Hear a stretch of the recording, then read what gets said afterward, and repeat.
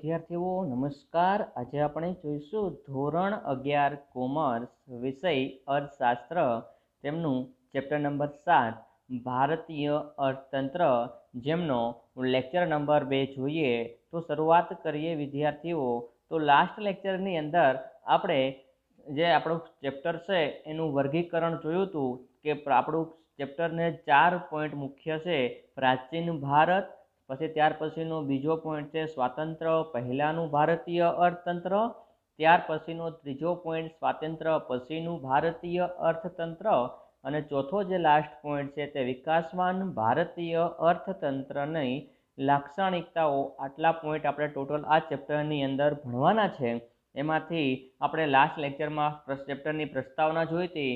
એમાં આપણે જોયું હતું કે ભારત દેશ છે એ લોકશાહી દેશ છે। ભારતની અંદર વિવિધ જાતિ, ધર્મ, ભાષા અને વિવિધ સંસ્કૃતિનો બનેલો દેશ એ ભારત છે અને એટલે ભારત એ લોકશાહી દેશ છે। ભારતને 17મી સદીમાં ભારતને પ્રાચીન ભારત છે એને સોને કી ચિડિયા તરીકે ઓળખવામાં આવતું। પ્રાચીન ભારત છે એ સમૃદ્ધ દેશ હતું। ત્યાર પછી આપણે બીજો પણ ક્વેશ્ચન જોયા હતા નાના નાના કે ભાઈ 1757થી 1858 સુધી ઈસ્ટ ઇન્ડિયા કંપનીનું ભારતની અંદર શાસન રહેલું હતું।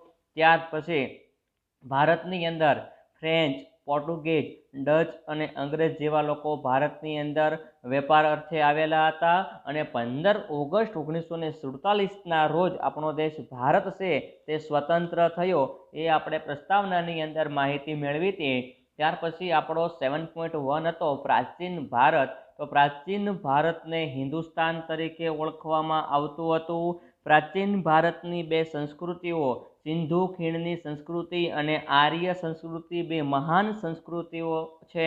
ત્યાર પછી આપણે જોયું હતું કે ભારત છે એ વિશ્વમાં વેપારનો ડંકો વાગતો હતો એટલા માટે કે ઉદ્યોગમાં શણ, કોલસા, ગોળ, રબર, ટપાલ, ચા, કોફી જેવી વસ્તુઓ છે એની ભારત છે એ મોટા પ્રમાણમાં નિકાસ કરતો હતો। પણ મુખ્ય બે વસ્તુ જે સુતરાઉ કાપડ છે એના ઉત્પાદનમાં ભારત નિકાસ ક્ષેત્રે છે એ વિશ્વમાં મોખરે હતું અને ભારત ત્યારે 17મી સદીમાં એટલે આજથી 300 વર્ષ પહેલાં ભારત છે એ ટોટલ ઉત્પાદનના વિશ્વના 25% જેટલું ઉત્પાદન ખાલી ભારત દેશ કરતો હતો। એ પોઈન્ટ જોયા હતા।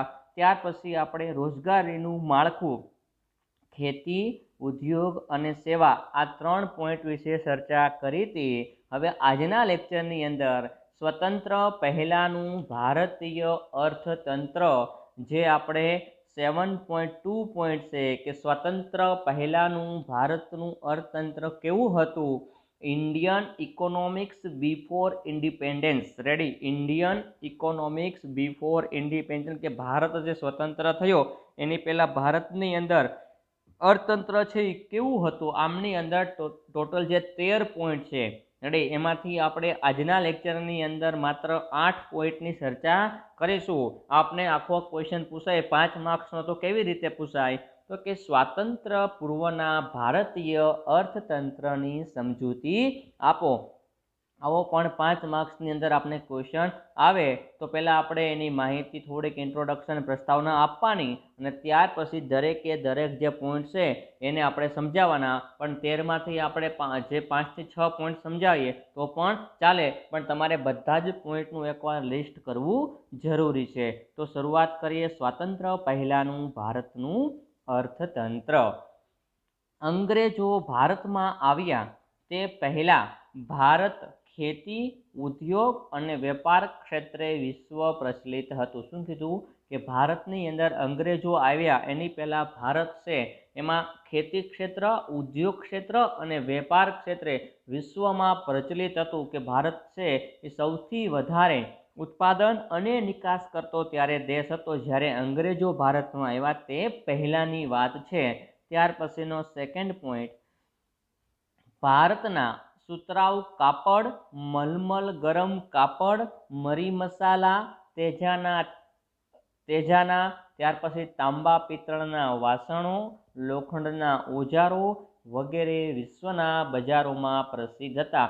આપણે આમાંથી 1 માર્ક્સની અંદર ક્વેશ્ચન પણ આવી શકે કે વિશ્વના બજારમાં ભારતની કઈ કઈ વસ્તુઓ પ્રસિદ્ધ હતી તો કે સુતરાઉ કાપડ, મલમલ, ત્યાર પછી ગરમ કાપડ, મરી મસાલા, તેજાના, તાંબા પિત્તળના વાસણો, લોખંડના ઓજારો, આ બધી જ વસ્તુ છે એ વિશ્વની અંદર ભારતની વસ્તુ છે એ પ્રસિદ્ધ હતી. ત્યાર પછી ત્રીજો પોઈન્ટ, ભારતના ગ્રામ્ય વિસ્તારો સુખી, સંપન્ન અને સ્વાવલંબી હતા. ભારતની અંદર મોટા ભાગની વસ્તી ગામડામાં રહે છે, પણ ગામડાના લોકો ત્યારે સુખી અને સંપન્ન હતા. આજે જે ગામડાના લોકોની હાલાકી છે એવી હાલાકી ત્યારે ન હતી. એટલા માટે કે મોટા ભાગની વસ્તુઓનું ઉત્પાદન અને વેપાર કરતું એ ગામડું હતું. એટલે ગામડાના લોકો પોતાના ખેતીની સાથે સાથે અન્ય નાના મોટા ઉદ્યોગો સાથે સંકળાતા અને એટલા માટે તે લોકો સુખી અને સંપન્ન અને સ્વાવલંબી હતા. પરાવલંબી એટલે બીજા ઉપર આધારિત, સ્વાવલંબી એટલે જાતે જ પોતે બધી વસ્તુઓ છે એ મેળવી લેતા, એટલે એને સ્વાવલંબી કહેવાય છે. ત્યાર પછીનો પોઈન્ટ, ભારતમાં ગૃહ ઉદ્યોગ અને નાના પાયાના ઉદ્યોગોનો વ્યવસ્થિત વિકાસ થયો હતો. ભારતના વેપારમાં નિકાસો પ્રાધાન્યતા ધરાવતી હતી. શું કીધું કે ભારતની અંદર ગૃહ ઉદ્યોગ અને નાના પાયાના ઉદ્યોગો છે એનો વ્યવસ્થિત વિકાસ થયો હતો. આના કારણે ભારત છે એ નાના ઉદ્યોગો દ્વારા અને ગૃહ ઉદ્યોગો દ્વારા વસ્તુઓની મોટા પાયે નિકાસ કરતો દેશ હતો.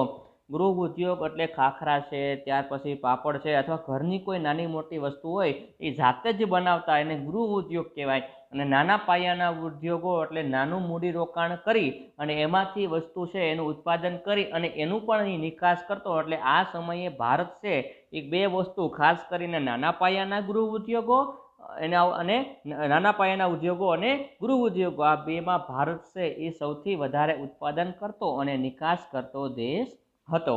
ત્યાર પછી ભારતનો આ સુવર્ણકાળ હતો, એટલે કે ભાઈ સોનાનો સમય હતો ભારતને. એટલે ત્યારે કીધું કે સોને કી ચિડિયા, ભારત સોને કી ચિડિયાના નામે ઓળખાતો હતો. કારણ કે આ સમયની અંદર ગામડાના ખેડૂત સ્વાવલંબી હતા, વસ્તુઓનું ઉત્પાદન કરતા હતા. નાના પાયાના ઉદ્યોગો અને ગૃહ ઉદ્યોગો છે એની વસ્તુઓ છે મોટા પાયે ઉત્પાદન કરી અને મોટા પ્રમાણમાં નિકાસ કરતા હતા. એટલે આ બધી જ પ્રવૃત્તિઓને કારણે ભારતનો ત્યારે સુવર્ણકાળ હતો. પરિણામે ફ્રેન્ચ, ડચ, પોર્ટુગીઝ અને અંગ્રેજો જેવી વિદેશી પ્રજાનું 18મી સદીના મધ્યમાં વેપાર અર્થે ભારતમાં આગમન થયું. એટલે ભારતની અંદર કેવા કેવા પ્રકારના લોકો છે એ આવ્યા વેપાર અર્થે? તો કે ભારતની અંદર ફ્રેન્ચ, ડચ, પોર્ટુગીઝ અને અંગ્રેજો જેવા વિદેશી પ્રજા છે એ ભારતની અંદર વેપાર અર્થે ભારતમાં પ્રવેશ્યા. ત્યાર પછી સમય જતાં વિદેશી પ્રજા વચ્ચે ઘર્ષણ થતાં અંગ્રેજોએ પોતાની તાકાતનો ઉપયોગ કરી અન્ય વિદેશી પ્રજાઓને ભારતમાંથી હાંકી કાઢી બ્રિટિશ સત્તાનો રાજકીય સાથ મેળવી ભારતમાં સત્તા હાંસલ કરી. આમ વર્ષ 1757થી 1947 સુધી ભારતમાં અંગ્રેજોનું શાસન રહ્યું. એટલે કે લગભગ 200 વર્ષ જેટલું ભારતની અંદર અંગ્રેજોએ શાસન કર્યું. અને ભારતની અંદર બીજી જે પ્રજા હતી, ફ્રેન્ચ, પોર્ટુગીઝ અને ડચ લોકો, આવા લોકોને અંગ્રેજી પ્રજા છે એની સાથે ઘર્ષણ કરી અને એને ભારતમાંથી હાંકી કાઢ્યા. અને પછી તે લોકોએ ભારતની અંદર પોતાનું શાસન શરૂ કર્યું અંગ્રેજોએ. કેટલો સમય સુધી? 1757થી 1947 સુધી. ત્યાર પછી અંગ્રેજોના શાસનમાં ભારતીય અર્થતંત્રને ઘણી બધી ખરાબ અને વિપરીત પરિસ્થિતિઓનો સામનો કરવો પડ્યો. પરિણામે દેશ આઝાદ થયો ત્યારે ભારત અલ્પ વિકસિત અર્થતંત્ર ધરાવતો દેશ હતો. એટલે કે અંગ્રેજો ભારતની અંદર 200 વર્ષ જેટલું શાસન કર્યું. આના કારણે શું થયું કે ભારતની અંદર ભારત છે એને આખો સૂચી કાઢ્યો છે. ભારત જેટલો વિકસિત હતો એટલો જ અલ્પ વિકસિત દેશ થઈ ગયો. અને ભારતની પ્રજાને ઘણી બધી એવી વિપરીત અને ખરાબ પરિસ્થિતિઓનો સામનો પણ કરવો પડ્યો હતો. તો આ આપણે સ્વાતંત્ર્ય પહેલાંનું ખાલી ઉપરના પોઈન્ટ જોયા કે કેવી કેવી હાલાકી. તો આપણે જોઈએ હવે કઈ કઈ વસ્તુની અંદર ભારતની અંદર જે વિકાસ ન થયો અને વિકાસ કેટલી વસ્તુમાં થયો તેની ચર્ચા કરીએ. તો એમાં 13 પોઈન્ટ છે. એમાંનો ફર્સ્ટ પોઈન્ટ, રેલવે અને માર્ગ પરિવહન. બ્રિટિશ શાસન દરમિયાન શરૂ કરવામાં આવેલ રેલવેનો ભારતના વાહન વ્યવહારને ઝડપી અને સુદૃઢ બનાવવામાં મહત્વનો ફાળો હતો. કારણ કે બ્રિટિશરોએ ભારતની અંદર વેપાર કરવો હતો એટલે ફરજિયાત ના છૂટકે તેમને શું કરવું પડ્યું? ભારતની અંદર રેલવે શરૂ કરવી પડી. અને ભારતની અંદર રેલવેનો પ્રારંભ પણ કોણે કર્યો? તો કે બ્રિટિશરોએ. ક્યારે? તો કે ભારતમાં રેલવેની શરૂઆત 16 એપ્રિલ 1853ના રોજ થઈ, જેનો પ્રથમ રૂટ મુંબઈના બોરી બંદરથી થાણે સુધીનો હતો. આપને 1 માર્ક્સની અંદર એવું ક્વેશ્ચન પૂછવામાં આવે કે ભારતની અંદર રેલવેની શરૂઆત ક્યારે થઈ? તો કે 16 એપ્રિલ 1853, જેનો પ્રથમ રૂટ કયો હતો? કે મુંબઈનું જે બોરી બંદર આવ્યું ત્યાંથી થાણે સુધીનો હતો ભારતની અંદર રેલવેની શરૂઆતનો. ત્યાર પછી ભારતમાં રેલવેની શરૂઆત થયા બાદ વર્ષ 1947 સુધીમાં રેલવે 53,000 કિલોમીટર લાંબો રૂટ નેટવર્ક ધરાવે છે. શું કીધું? કે ભારતની અંદર 1947 સુધીમાં રેલવે લાઇન કેટલી લંબાઈ છે? 53,000 કિલોમીટર. તો આમાંથી આપને 2 ક્વેશ્ચન આવી શકે કે ભારતમાં રેલવેનો પ્રારંભ ક્યારે થયો? તો 16 એપ્રિલ 1853માં બોરી બંદરથી થાણે સુધી. અને બીજો ક્વેશ્ચન પણ કે 1947માં ભારતની રેલ લાઇન કેટલી હતી? તો કે 53,000 કિલોમીટર. આ ભારતીય રેલવે છે એનું કદાચ અત્યારે વિશ્વમાં 4થા નંબરની સૌથી લાંબી રેલ નેટવર્ક ધરાવતો દેશ છે. કેટલા નંબરનો? 4થા નંબરનો. આપણે આગળ પોઈન્ટ આવશે ત્યારે લગભગ આ માહિતી એમની અંદર આવશે ત્યારે હું તમને સમજાવીશ. તો આપણે પહેલો પોઈન્ટ જોયો રેલવે. ત્યાર પછી જોઈએ માર્ગ પરિવહન. ભારતમાં અંગ્રેજોના શાસન દરમિયાન 1855માં બાંધકામ ખાતાની રચના કરવામાં આવી. વિદ્યાર્થી મિત્રો ખાસ જોજો, આ આપણા 13 જે પોઈન્ટ છે ને એની અંદર મોટા ભાગે 1 માર્ક્સના ક્વેશ્ચન MCQ નીકળી શકે. અને બીજી બાબત કે આજે કોરોનાની પરિસ્થિતિ છે તો તમારું પેપર પણ વધારે MCQ અને VSQ ઉપર પણ ભાર આપવામાં આવે, તો એટલા માટે કે આપણે 1 માર્ક્સના ક્વેશ્ચનને ખાસ નોટ ડાઉન કરીશું. તો બીજો ક્વેશ્ચન આપણો કયો છે કે ભારતમાં બાંધકામ ખાતાની શરૂઆત ક્યારે કરવામાં આવી? તો ભારતમાં બાંધકામ ખાતાની શરૂઆત 1853માં કરવામાં આવી.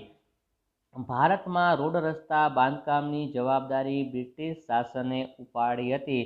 એટલે ભારતમાં રેલવેની શરૂઆત પણ બ્રિટિશરોએ કરી, રોડ રસ્તા અને બાંધકામની જવાબદારી પણ બ્રિટિશરોના હાથમાં હતી. 19મી સદીના અંત સુધીમાં કુલ 2,78,420 કિલોમીટર રસ્તા હતા. ક્યાં સુધીમાં? 19મી સદીના અંત સુધીના, જે આજે વધી અને 1943 સુધીમાં રસ્તાની લંબાઈ 4,47,105 કિલોમીટર થઈ. કેટલા પાછો આપણે ક્વેશ્ચન આવ્યો વિદ્યાર્થી મિત્રો કે 19મી સદીના અંત સુધીમાં ભારતમાં રસ્તાની લંબાઈ કેટલી હતી? તો કે 2,78,420. જે 1943 સુધીમાં કેટલી થઈ? 4,47,105 કિલોમીટર. જે પૈકી ભારતની અંદર 32% પાકા રસ્તાઓ છે અને 68% કાચા રસ્તાઓ છે. જે 4,47,105 કિલોમીટરમાંથી 32% છે એ કેવા રસ્તાઓ છે? પાકા રસ્તાઓ છે. અને જે કાચા રસ્તાઓ કેટલા છે? તે 68% જેટલા છે. તો આમાંથી પણ વિદ્યાર્થી મિત્રો 3 ક્વેશ્ચન આવી શકે, 3 થી 4 ક્વેશ્ચન. એક ક્વેશ્ચન કયો કે ભારતમાં બાંધકામ ખાતાની રચના ક્યારે થઈ? તો કે 1855. બીજો ક્વેશ્ચન કે ભારતમાં રોડ રસ્તાની બાંધકામની જવાબદારી કોની હતી? તો કે બ્રિટિશરોએ શરૂ કરી. ત્રીજો ક્વેશ્ચન 19મી સદીના અંત સુધીમાં ભારતની અંદર રસ્તાની લંબાઈ. ચોથો ક્વેશ્ચન 1943 સુધીમાં ભારતના રસ્તાની લંબાઈ. પાંચમો ક્વેશ્ચન ભારતમાં પાકા રસ્તા અને કાચા રસ્તા. આવા 5 ક્વેશ્ચન છે એ આપણો જે આ પોઈન્ટ છે માર્ગ પરિવહન તેમાંથી આવી શકે. તો 5 ક્વેશ્ચન આપણે બીજા પોઈન્ટમાંથી જોયા.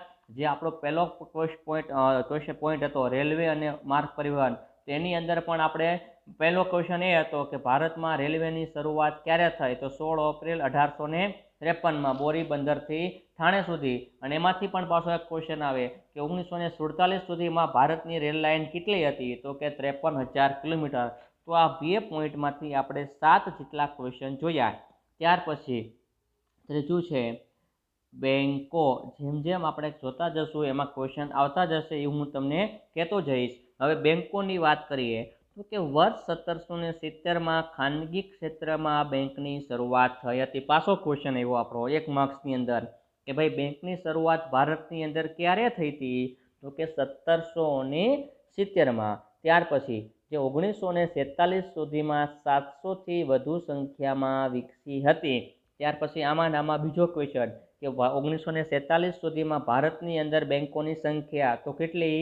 700. ત્રીજો ક્વેશ્ચન 1935માં ભારતીય રિઝર્વ બેંક ઓફ ઇન્ડિયાની રચના થઈ હતી. ત્રીજો ક્વેશ્ચન કે ભારતીય રિઝર્વ બેંક ઓફ ઇન્ડિયાની રચના ક્યારે થઈ? તો કે 1935. અને ચોથો ક્વેશ્ચન આરબીઆઈનું પૂરું નામ? તો કે રિઝર્વ બેંક ઓફ ઇન્ડિયા. આપણે આમાં 4 ક્વેશ્ચન નીકળી શકે. પહેલો ક્વેશ્ચન ભારતની અંદર બેંકોની શરૂઆત. બીજો ક્વેશ્ચન 1947 સુધી ભારતની અંદર બેંકોની સંખ્યા. ત્રીજો ક્વેશ્ચન રિઝર્વ બેંક ઓફ ઇન્ડિયાની સ્થાપના. અને ચોથો ક્વેશ્ચન આરબીઆઈનું ફૂલ ફોર્મ. એટલે આ 3 પોઈન્ટમાંથી આપણે 12 જેટલા ક્વેશ્ચન ગયા. પહેલો પોઈન્ટ આપણો રેલવે, બીજો માર્ગ પરિવહન અને ત્રીજો બેંક. આમાંથી આપણે 12 જેટલા ક્વેશ્ચન ગયા. ત્યાર પછી આપણો ચોથો પોઈન્ટ જોઈએ, સામાજિક માળખું. તો કે અંગ્રેજ શાસન દરમિયાન થયેલ અન્ય ગણનાપાત્ર કાર્યોમાં બાળકીને દૂધપીતી કરવાનો રિવાજ નાબૂદ કરવામાં, બીજું પીઢારાનો નાશ કરવામાં અને સતી પ્રથાનો રિવાજ રોકવામાં ભારતીયોને સાથ સહકાર ગણનાપાત્ર ગણવામાં આવે છે. આ પોઈન્ટની અંદર આપણે શું કીધું કે ભારતના સામાજિક માળખું કેવું હતું સ્વાતંત્ર્ય પહેલાં? તો કે ભારતની અંદર જે 2-3 જે રિવાજો હતા. કેવા રિવાજ? કે બાળકીને દૂધપીતી કરવાનો. દૂધપીતી કરવું એટલે શું? કે કોઈની ત્યાં બાળકીનો જન્મ થાય તો ગામમાંથી લોકો થોડું દૂધ લાવી અને એક મોટું વાસણ હોય એમાં એકઠું કરે અને એ દૂધને ગરમ કરે, ફૂલ ઉકાળે અને એમાં જે બાળકી જન્મી હોય નવજાત બાળક એને એનામાં ડૂબાડી દે. તો આ રિવાજ છે એ જે બ્રિટિશરોએ સારું કામ કર્યું કે આ રિવાજ નાબૂદ કર્યો. બીજો કયો રિવાજ હતો? સતી પ્રથા. કે જે પત્ની છે એનો હસબન્ડ છે એક્સપાયર થઈ જાય તો એવા સમયે એની પત્નીએ પણ એનો જીવ આપવો પડે છે. તો આ સતી પ્રથાનો રિવાજ છે એ પણ નાબૂદ કર્યો. અને ત્રીજો હતો પીઢારાઓનો નાશ. કે જે અમુક ઉંમર કરતાં મોટી ઉંમરના લોકો હોય જેઓના હાથ પગ નથી ચાલતા, આવા પીઢારાઓને પણ એને મૃત્યુનો દંડ આપવાનો. તો આ જે 3 રિવાજો હતા સ્વાતંત્ર્ય પહેલાંના એ આની અંદર અંગ્રેજોએ સારું કામ કર્યું અને ભારતીયોને સાથ અને સહકાર પણ એમાં મળી રહ્યો. અને ખાસ કરીને આમાં મુખ્ય જેનું કામ હતું તે હતું રાજારામ મોહન રાય. રાજારામ મોહન રાયની મહત્વની ભૂમિકા હતી આ રિવાજો નાબૂદ કરવામાં. ત્યાર પછીનો 5મો પોઈન્ટ આપણો, ભારતીય ખેડૂતો પાસેથી ઊંચા દરે લેવાતું જમીન મહેસૂલ, જમીનદારી પ્રથા, ખેડ હકની અસલામતી વગેરેને કારણે ભારતીય ખેડૂતોને ભારે શોષણ થતું હતું અને તેઓ ગરીબ બન્યા. શું કીધું? કે ભારતીય ખેડૂત પાસેથી ઊંચા દરે શું લેવાતું હતું? જમીન મહેસૂલ. કે ભાઈ અંગ્રેજો એક તો આપણા દેશમાં રહેવું, આપણા દેશમાં શાસન કરવું અને આપણા દેશના લોકોના પોતાની જમીનમાં પોતાની મહેનતથી જે કમાણી કરે એમાંથી મોટા ભાગનો જે કર છે એ અંગ્રેજો લઈ જતા. ત્યાર પછી જમીનદારી પ્રથા આવી. જમીનદારી પ્રથા અને ખેડ હકની અસલામતી. પહેલાં એક કાયદો એવો આવ્યો હતો કે ખેડ કરે એની જમીન, પણ જે લોકો પોતાની જમીનમાં પણ ખેડ કરતા એની પણ જમીન ક્યારે જપ્ત થઈ જાય એના માટે પણ અસલામતી હતી. અને આના કારણે ભારતીય ખેડૂતોનું વધારેમાં વધારે શોષણ થયું અને શોષણ થતાં તે ગરીબ બન્યા. ગરીબ શા માટે બન્યા? કે તે પોતાની જમીન હોય તે એ લોકો છે એ લઈ લેતા. ત્યાર પછી પોતે જે માલ સામાન ખેતીમાંથી ઉત્પાદન કરે તે લોકો પણ કરવેરા સ્વરૂપે લઈ લેતા. એટલે ખેડૂતો છે એ શું થયું કે દિવસે ને દિવસે શોષણ થયું અને પોતાની પાસે કાંઈ વસ્તુ ન રહી એટલે તે લોકો કેવા બન્યા? ગરીબ બન્યા. ત્યાર પછી આપણે જોઈએ કે ખેતીના વેપારીકરણને કારણે ખેડૂતોને ખૂબ નુકસાન થયું અને તેઓ પાયમાલ થઈ ગયા. એટલે કે ખેતી છે એનું વેપારીકરણ કરી નાખ્યું. ત્યાર પછી શું કરતા કે ભાઈ જો તમને જમીન આપે ખેડ માટે અને તમે એમને પૈસા ન ચૂકવો, તમે એનો કરવેરા ન ચૂકવો તો તમારી જમીન જપ્ત થઈ જતી. એટલે ભારતીય ખેડૂતોએ એવું વિચાર્યું કે ભાઈ આપણી જમીન આપણે મહેનત કરીએ, આપણે કોઈ જ પ્રકારની વસ્તુઓ આપે નહીં, નહીં પાણીની સગવડ કે કોઈ પણ પ્રકારની સગવડો પૂરી ન પાડે, તો એણે શું કર્યું કે ભાઈ વધારે ઉત્પાદન કરીને વધારે આપણી પાસેથી વસ્તુ જપ્ત કરે તો ઓછું ઉત્પાદન કરીએ અને ઓછી મહેનત કરીએ, તો આના કારણે છે ને ભારતીય ખેડૂત દિવસે ને દિવસે પાયમાલ થતા ગયા. કેમ કે દિવસે ને દિવસે એ લોકોનો બોજ વધતો ગયો ખેડૂતો ઉપર અને તેમને ગરીબીનો ખૂબ મોટો સામનો કરવો પડ્યો હતો. બ્રિટનની ઔદ્યોગિક ક્રાંતિ બાદ, બ્રિટનની અંદર ઔદ્યોગિક ક્રાંતિ બાદ કાપડ ઉદ્યોગમાં ગળીની માંગમાં વધારો થતાં બ્રિટિશ સરકારે ગળીનું ઉત્પાદન અને નિકાસ વધે અને એમને ફાયદો થાય તેવા પ્રયત્ન કર્યા. વિચાર કરો કે જે બ્રિટનમાં પણ આપણા પછી ઔદ્યોગિક ક્રાંતિની શરૂઆત થઈ હતી, તો ઉદ્યોગ બ્રિટનની વસ્તુને લાભ મેળવવા માટે, બ્રિટનની પ્રજાને વસ્તુ મળી રહે, બ્રિટનની પ્રજાને સસ્તી અને સહેલાઈથી વસ્તુ મળી રહે, તો એનો બધો બોજ ભારતની પ્રજાને આપ્યો એણે કે ભાઈ બ્રિટનમાં જે ઔદ્યોગિક શરૂઆત થઈ એટલે ગળીની માંગ ત્યાં બ્રિટનની અંદર વધી.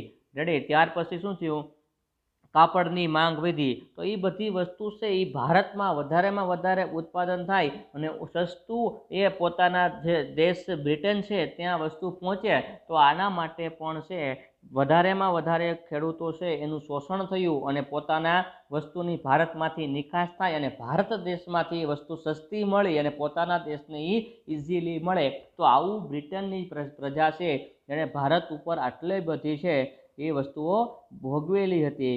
ત્યાર પછી ગળીનું ઉત્પાદન કરનાર ખેડૂતોને બ્રિટિશ સરકાર ધિરાણ ન આપતા ખેડૂતો દેવાદાર બની ગયા અને તેમની સ્થિતિ બેહાલ થઈ. શું કીધું, હવે ધારો કે વાંધો નહીં કે ભાઈ આપણી પાસેથી તે વસ્તુઓ નિકાસ કરે છે, વસ્તુ લઈ જાય છે તો કંઈ પણ વાંધો નહીં, પણ જે ખેડૂતોને ઉત્પાદન કરવા માટે પૈસાની જરૂર પડતી, તો પૈસાનું ધિરાણ ન કરતા. હવે ધિરાણ નહીં કરે, પૈસા નહીં હોય તો ખેતીની અંદર ઉત્પાદન કરવા માટે વસ્તુ તમે નહીં લઈ શકે, તો ખેડૂતોને ધિરાણ ન મળતા દિવસે ને દિવસે ખેડૂત છે પાયમાલ બની ગયા. પાયમાલ એટલે દેવું વધતું ગયું. દેવું વધતું ગયું, જો એ બ્રિટિશરોને દેવું ભરપાઈ ન કરે તો તમારી જમીન છે એ જપ્ત કરી લેતા, એટલે ખેડૂત પાસે કઈ વસ્તુ રહેતી ન હતી. તો આ ખેતી ક્ષેત્રે છે ખાસ કરીને સ્વતંત્ર પહેલાં જે ભારતના જે ખેડૂતો હતો એને ખૂબ મોટી આ પરિસ્થિતિનો સામનો કરવો પડ્યો હતો.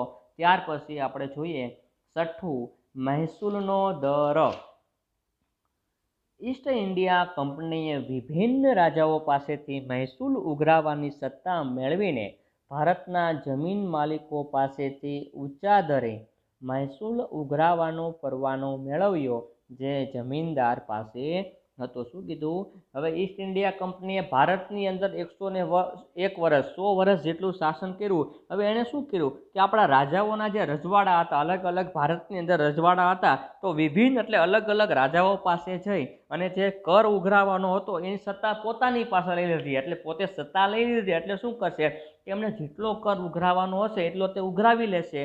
તો આ માલિકો જે જમીન માલિકો હતા એની પાસેથી ઊંચા દરે મોટા પ્રમાણમાં મહેસૂલ ઉઘરાવી લેતા અને શું કરતા કે જેના કારણે જે જમીનદારો હતા એ દિવસે ને દિવસે એ નાના બનતા ગયા. તો આ પણ એક બાબતની ભૂલ કહેવાય કે આપણા જ રાજાઓ આપણા જ દેશના ખેડૂતોને પાયમાલ કરવામાં પણ શક્યતા એની હતી. કેમ, ઈસ્ટ ઇન્ડિયા કંપનીને જે ટેક્સ ઉઘરાવવાની સત્તા આપી એ અલગ ખોટી આપી હતી. ત્યાર પછી બ્રિટિશ સરકાર દ્વારા ખેડૂતની ખેતીની આવકને અડધો ભાગ જેટલો ઊંચા દરે મહેસૂલ ઉઘરાવવાની નીતિ ઘડવામાં આવી. હવે ધારો કે બ્રિટિશરોને ઈસ્ટ ઇન્ડિયા કંપનીને કર ઉઘરાવવાનું કહી દીધું આપણા રાજાઓએ કે હાલો તમે કર ઉઘરાવજો. હવે એ કર કેટલો, 50% કરતાં પણ વધારે. ધારો કે આજે તમારી આવક મહિને 10,000 રૂપિયા હોય તો તમે 5,000 રૂપિયા તમારી પાસે કર તરીકે લઈ લેવામાં આવે તો 50%, તો તમે શું કરો, આજે તમારાથી વસ્તુ સહન ન થાય. આ તો ખેડૂતોએ પોતાની મજૂરી કરીને મહેનત કરીને પકવેલો અનાજ તૈયાર, કેવું તૈયાર અનાજ એ લોકો લઈ જતા 50% સુધીનો. કારણ કે 50% કરવેરા લે એટલે એ વસ્તુ શું કરશે, પોતાના બ્રિટનની અંદર એ વસ્તુની નિકાસ કરી દેશે, એટલે એને એ વસ્તુ મફત પરવેડે. એટલા માટે આ વસ્તુ છે ઈસ્ટ ઇન્ડિયા કંપનીએ ભારતની અંદર શરૂ કરી કરવેરા લેવાની.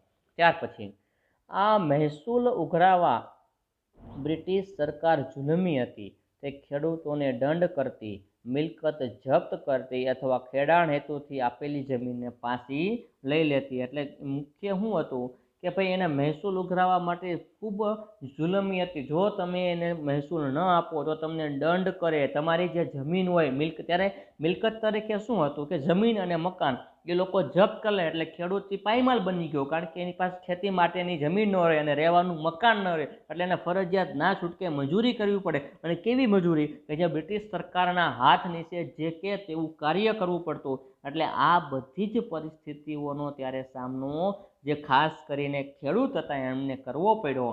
આમ આવા મનસ્વી નિર્ણયોથી ભારતીય ખેતીને પારાવાર નુકસાન થયું કે આ જે માનવ હિતમાંનું હોય આવા મનસ્વી નિર્ણયો લઈ અને બ્રિટિશ સરકારે ભારતના ખેડૂતોને પાયમાલ કરી દીધો. મોટું નુકસાન થયું. ભારતની આવક હતી ઘટી ગઈ. મોટા ભાગની જે વસ્તુનું ઉત્પાદન થતું તે કરવેરા તરીકે બ્રિટિશની ઈસ્ટ ઇન્ડિયા કંપની દ્વારા લઈ લેવામાં આવતું. આ બધી જ વસ્તુની નિકાસ બ્રિટનમાં કરવામાં આવતી. એટલા માટે ભારતના લોકોનું શોષણ કરી અને બ્રિટન છે એ આજે જે સારી કન્ડિશનમાં આપણે જોઈ શકીએ છીએ તે મુખ્ય કોનો આધાર છે એ ભારતનો છે.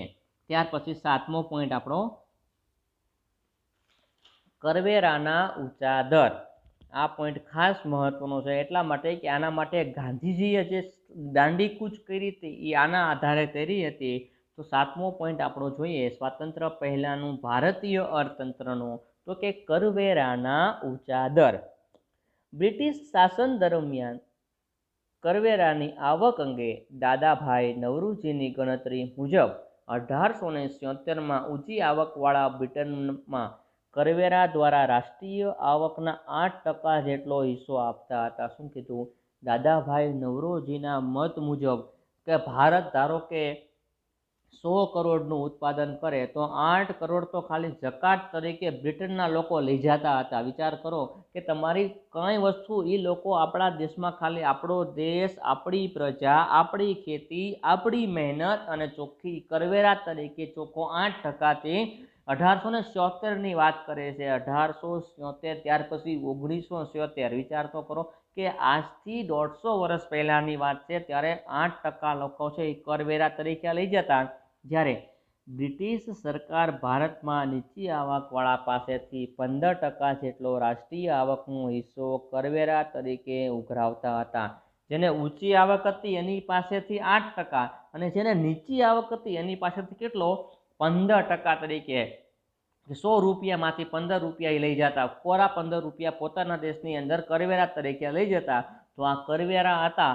આના માટે ગાંધીજીએ પછી એક વિચાર કર્યો કે ભાઈ આપણા ભારત દેશની અંદર રણ પ્રદેશ અને દરિયાકાંઠાની અંદર જે મીઠું પકવવામાં આવતું અને આ મીઠા ઉપર શું કરતા કે ભારતમાં જે મીઠું ઉત્પાદન થાય એની ઉપર વધારે પડતો ટેક્સ લઈ લેતા અને જે ભારતનું મીઠું છે એને બ્રિટનમાં નિકાસ કરતા અને ત્યાંથી જ મીઠું પાછું ભારતમાં વેચતા. એટલે શું થાય કે ભારતમાં જે લોકો મીઠું વેચે એની ઉપર ધારો કે 20% કરવેરા હોય. કેટલા? 20%. અને ત્યાંથી જે મીઠું આવે એની ઉપર ધારો કે 5% કરવેરા હોય. તો અહીંની પ્રજાને વસ્તુ લેવી હશે શું વિચારશે? કે જે સસ્તું મળતું હશે એ વસ્તુ વિચારશે. એટલે આપણા લોકોને જે કરવેરા કરતા એટલે એના કારણે છે એને મોંઘું પડતું. એટલે આપણી વસ્તુને કોઈ ખરીદતા ન હતા અને બ્રિટનથી આવતી વસ્તુઓ ખરીદતા. એટલા માટે ગાંધીજીએ સત્યાગ્રહનો જે સત્યાગ્રહ કર્યો હતો, મીઠાનો દાંડીકૂચ કરી હતી, એ બાબત આની અંદર છે. તો ઉદાહરણ તરીકે આપણે લીધેલી છે. તો જોઈએ મીઠા પરનો કરવેરો. આ કરવેરાની બાબતની વાત કરીએ તો જોઈએ ભારતમાં મીઠું દરિયાકાંઠે અને રણ પ્રદેશમાં સરળતાથી મળતું હતું. તેમ છતાં બ્રિટિશ સરકાર ઇંગ્લેન્ડથી જહાજો દ્વારા મીઠું ભારતમાં લાવતી હતી અને તે ભારતમાં વેચતી હતી. શું કીધું કે ભારતમાં મીઠાની જરૂર જ નહોતી બહારથી મંગાવવાની, આયાત કરવાની, કારણ કે ભારતની અંદર રણ પ્રદેશ અને દરિયાકાંઠે એટલું બધું મીઠું પકવાતું હતું કે જે ભારતની પ્રજાને મળી રહે એટલું ઇનફ હતું. તો પણ તો શું કરતા કે જહાજો ભરીને બ્રિટિશની ભારતની અંદર મીઠું લાવતા, ત્યાર પછી અને તે ભારતમાં વેચતા.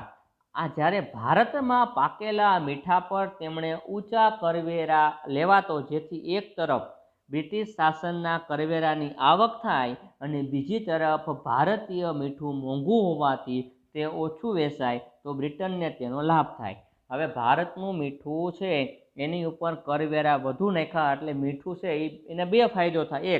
એક તો કરવેરા તરીકે એને આવક થાય અને બીજું કે મીઠું મોંઘું ખેડૂતને પરવેડે એટલે લોકોને ઊંચી કિંમતે લેવાનું પોસાતું નહીં. એટલે આ પોતાના લાભ માટે આ બે વસ્તુ કરી, મીઠું ઉપર કરવેરા નાખ્યા અને પોતાના દેશમાંથી મીઠાની ભારતમાં આયાત કરી.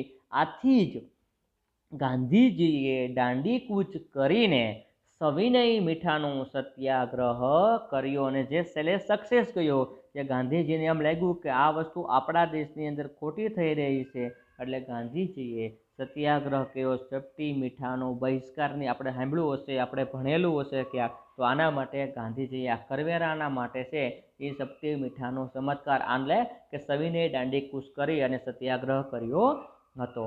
ત્યાર પછીનો લાસ્ટ પોઈન્ટ, જકાતના વિવિધ દરો. 8મો પોઈન્ટ છે આજના લેક્ચરનો લાસ્ટ પોઈન્ટ, સ્વાતંત્ર્ય પહેલાંનું ભારતીય અર્થતંત્ર.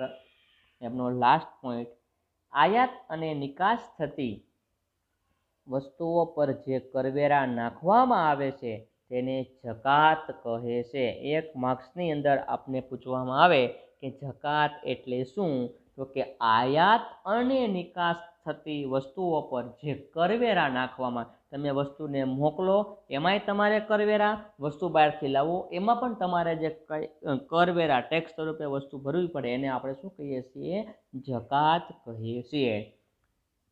ઈસ્ટ ઇન્ડિયા કંપનીએ મુઘલ બાદશાહ પાસેથી 1716માં સનદ એટલે પરવાનગી મેળવીને તે પ્રદેશ પૂરતી જકાતોની માફી મેળવી હતી. શું કીધું કે ભાઈ ઈસ્ટ ઇન્ડિયા કંપની ભારતની અંદર મુઘલ બાદશાહનું સામ્રાજ્ય હતું, તો ક્યારે 1716માં પરવાનગી મેળવી અને જે પ્રદેશમાં જકાતોની માફી હતી, કારણ કે એટલા માટે પોતાના માટે, કારણ કે એ વસ્તુઓ ભારતમાં વસ્તુ છે, ભારતમાંથી વસ્તુ છે એ બ્રિટનમાં લઈ જતા અને બ્રિટનમાંથી વસ્તુ ભારતમાં આવતી, એટલે પોતાને લાભ થાય એટલા માટે મુઘલ બાદશાહ પાસેથી તેમણે જકાતના વિવિધ દરો માટેની પરવાનગીની માફી મેળવી હતી.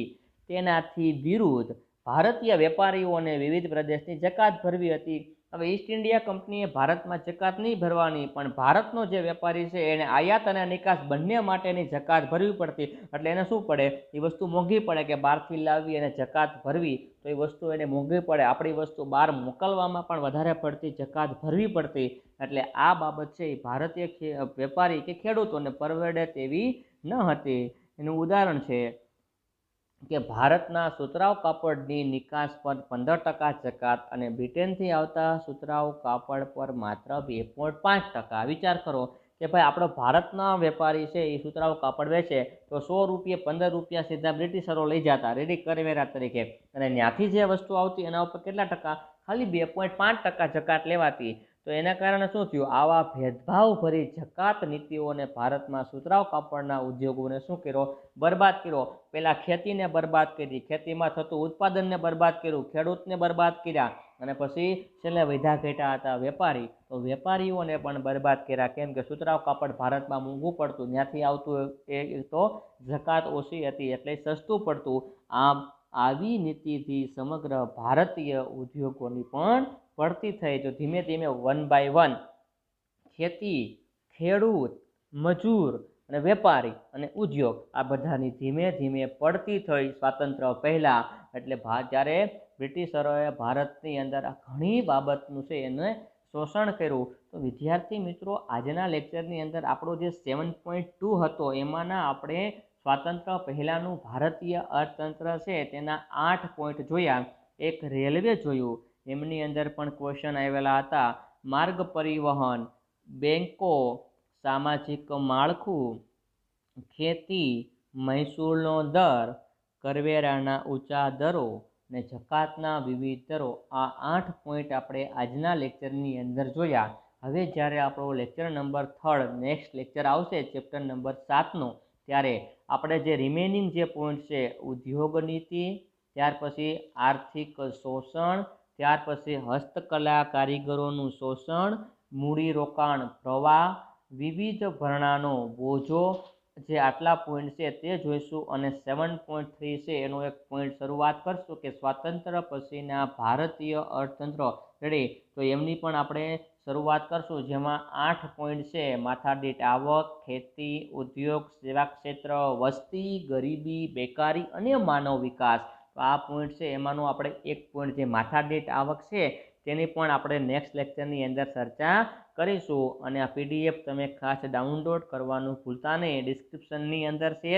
અને હવે પછી દરેક મેં તમને આગળના લેક્ચરની અંદર પણ વાત કરેલી હતી કે 1 by 1 લેક્ચર વાઇઝ તમારા ડિસ્ક્રિપ્શનની અંદર લિંક હશે ને એ લિંકની અંદર તમારી PDF હશે.